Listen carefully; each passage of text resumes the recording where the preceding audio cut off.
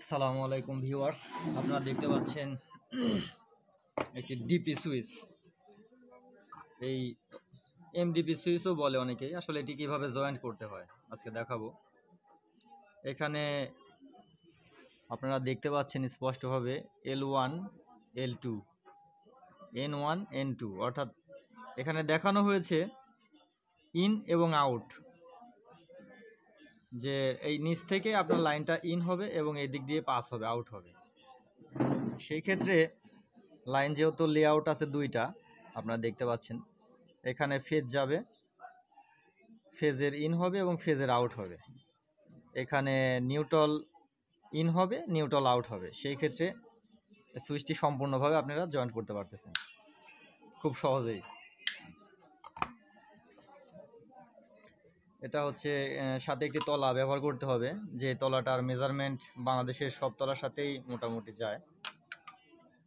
সুন্দর দুটা স্ক্রু দিছে কোম্পানি, এটার মাধ্যমেই এটা পরবর্তীতে অ্যাটাচ করে দিবেন।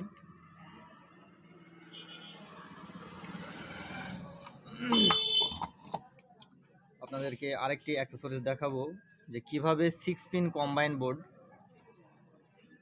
জয়েন্ট করতে হয়।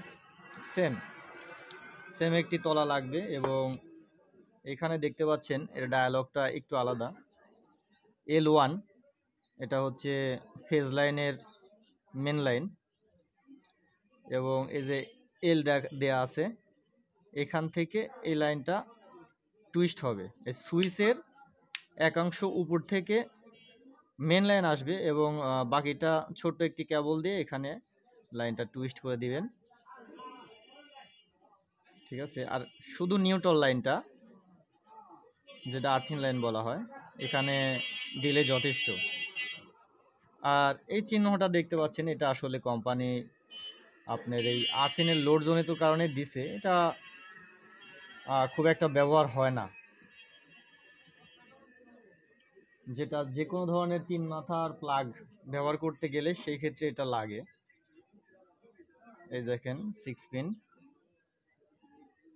আসলে 6 পিনটা নাম হয়েছে কেন, এই যে 6 পিন, এই পিনগুলোর জন্য এর নাম 6 pin board, 6 pin combined board. ইন্ডিকেটারে কিছু করা লাগবে না, সেটি আপনার হচ্ছে লাইন ওকে হলে পরবর্তীতে এমনিতেই পেয়ে যাবে।